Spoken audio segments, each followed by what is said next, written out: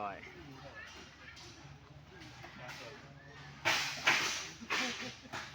แม่มาดิ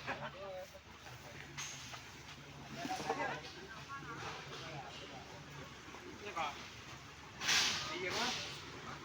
คนแม่เบิร์ดได้ว่าอยู่อย่างไงแม่เบิร์ดเลยมาเก็บพวกนี้แหละผ้าเนี่ยว่ากำลังเก็บของเดินทางไปจังหวัดอุบลต่อนะคะ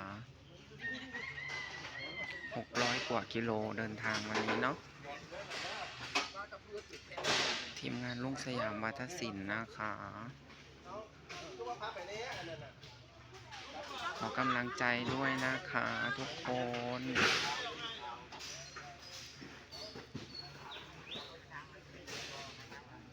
ถ่ายบรรยากาศหลังเก็บของเนาะตอนเช้า